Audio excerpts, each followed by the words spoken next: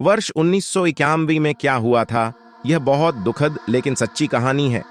मेरी पत्नी एलेक्स और मुझे मेरे सबसे अच्छे दोस्तों को आमंत्रित किया गया था।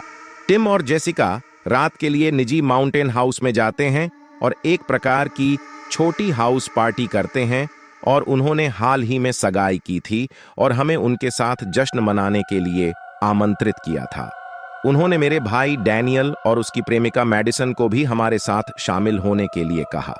मेरा भाई हमें टिम और जेसिका के घर ले गया। यह जंगल और पहाड़ों के बीच एक अद्भुत निजी घर था। यह गर्मियों के दौरान हुआ था, इसीलिए मौसम भी वास्तव में अच्छा था। हम लंबे ड्राइववे वाले हिस्से तक गाड़ी चलाकर गए और दोस्तों का स्वागत करने के लिए अंदर गए। हम आसपास के घर में पहुंच गए। शाम 7 बजे जेसिका हम सभी के लिए भोजन तैयार कर रही थी। हमने रात का खाना खाया और बातें की और पुराने दिनों को याद किया और फिर कुछ मजेदार कपल गेम खेले और कुछ बातें साझा की। ढेर क्यों नहीं लगे, सच कहूं तो मुझे याद नहीं कि समय क्या था। मैं लगभग 10 बजे का अनुमान लगा रहा हूं या कुछ और। लेकिन हमने सामने के दरवाजे पर दस्तक सुनी और हम सभी एक दूसरे को समझाते हैं। बड़ी उलझन में मैंने उससे पूछा कि क्या वह किसी और की उम्मीद कर रहा है, और उसने कहा नहीं। जेसिका ने दरवाजा खोला और मैं उसके बगल में बैठा और वह एक महिला थी। वह लगभग 20 वर्ष की रही होगी। वह आंखों के नीचे काले बैग के साथ फूस की दिखती है। उन्होंने कहा कि वह और उनके पति टूट चुके हैं और उन्हें मदद की जरूरत है। फिर उसने अपने पीछे और सड़क की ओर इशारा किया और वहां एक पिकअप ट्रक है जिसका बॉट वाला हिस्सा खुला हुआ है और कोई व्यक्ति हमारी ओर हाथ हिला रहा है। डैनियल को पहले कारों के बारे में नहीं पता था। वह टिम के पास गया और इसलिए टिम ने अपने कुछ उपकरणों के साथ नीचे जाने और देखने की पेशकश की। इस बीच लड़की अंदर इंतजार कर रही थी। उसने एक बीज लिया। पहली बात में उसने कहा कि क्या तुम्हारे पास खाना है। हम सभी ने एक पल के लिए भी कुछ नहीं कहा, शायद इसलिए कि जेसिका की स्थिति कितनी अजीब और अजीब थी। दयालु होने के नाते एक बचा हुआ चिकन था जिसे आप जेसिका को एक खिलाड़ी बनाकर लड़की को सौंप सकते थे। जैसे ही वह गोता लगा रही थी या कुछ और कर रही थी, उसने उतनी ही तेजी से इसे खाना शुरू कर दिया। हम में से प्रत्येक ने उससे छोटी छोटी बातें करने की कोशिश की, लेकिन उसने कुछ बड़े उत्तर दिए और ऐसा नहीं लग रहा था कि उसे बात करने में कोई दिलचस्पी है।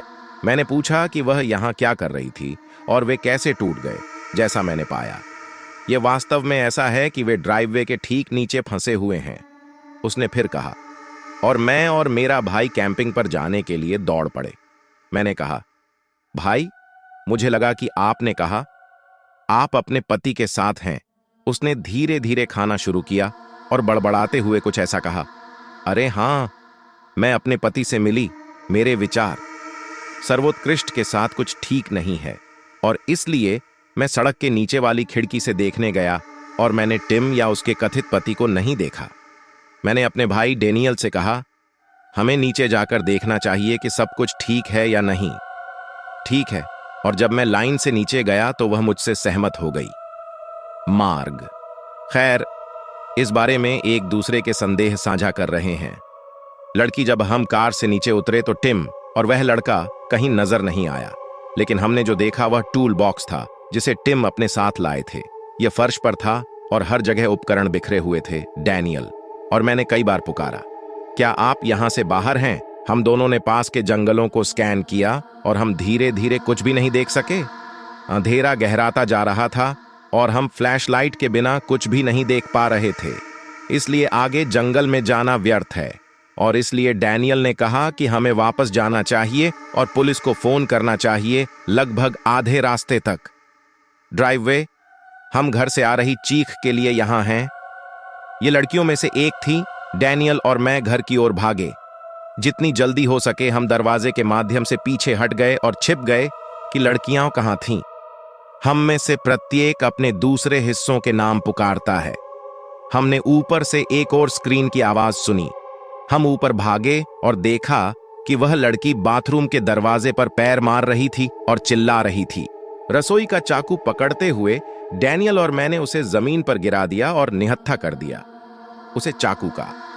डैनियल ने लड़की को पकड़ रखा था। जब मैं लड़कियों को देखने गया तो जेसिका की बांह पर चाकू से वार किया गया था। यह गंभीर नहीं था, लेकिन वह कुछ दर्द में थी। एलेक्स और मैडिसन इससे अछूते थे। मैंने कहा कि टिम उसे याद कर रहा है, हमें चिंता नहीं है। हाँ, एलेक्स पुलिस को बुलाने गई थी, लेकिन उसने कहा कि वह नहीं पहुंच सकती। उसने ऐसा कहा और ऐसा करने के लिए कोई डायल टाउन नहीं है। मैंने जेसिका से पूछा कि फ्लैशलाइट कहाँ है। हमें लगता है कि वह मुसीबत में था। मैंने लड़कियों से कहा, मैं कृपया कोशिश करती रहती हूँ, हम 20 मिनट में वापस आएंगे और फिर हम गाड़ी से नजदीकी पुलिस स्टेशन जाएंगे। मैं डैनियल की कार में एक फोन के लायक नहीं हूँ। डैनियल और मैं बाहर गए और 10 के लिए पास में शोध किया। हम जंगल में चारों ओर देखते हैं, टिम का नाम पुकारते हैं। सर्जरी के कुछ समय बाद हमें एक टेलीफोन पोल मिला जो कटा हुआ था। किसी ने जानबूझकर ऐसा किया होगा और यही कारण था कि हम पुलिस तक नहीं पहुंच सके। लाइन काट दी गई थी। हमें अभी लड़कियों के पास वापस जाने की जरूरत है। मैंने डैनियल से कहा। हम वापस घर की ओर भागने लगे और फिर हमने जंगल के दूसरी ओर से कुछ सुना। ऐसा लग रहा था आखिरकार 2 गोलियों की आवाज आई। हम ड्राइववे के नीचे वापस आ गए और यह देखकर हैरान रह गए कि उपकरण सहित पिकअप ट्रक अब चला गया था, लेकिन हमारे पास सवाल पूछने का समय नहीं था जैसा वह चाहता था। घर वापस जाओ और पता लगाओ। लड़कियां जब हम घर लौटे तो वह खाली था और लड़कियां जा चुकी थीं और किसी तरह वह लड़की भी थी जो बंधी हुई थी। हमने पूरे घर, पिछवाड़े और फिर पास के जंगलों की तलाशी ली और वहां कोई नहीं मिला या कुछ भी नहीं मिला। चूंकि हम निकटतम पुलिस स्टेशन जा सकते थे और हमने पुलिस को जो कुछ भी हुआ था उसके बारे में बताया। हमने पुलिस स्टेशन में उनके लौटने का इंतजार किया। वे हमारी तरह कुछ भी नहीं लेकर आए। मैं आपकी सुबह की सारी हलचल छोड़ दूंगा क्योंकि यह कहानी काफी निराशाजनक है। कहानी मुझे परेशान करती है, मेरा पूरा जीवन। मुझे नहीं पता क्या हुआ। उस रात वे कौन लोग थे जहां मेरी पत्नी या अन्य लोग चले गए थे। मेरे भाई के पास गायब थे और मैं आज भी बंद हूं।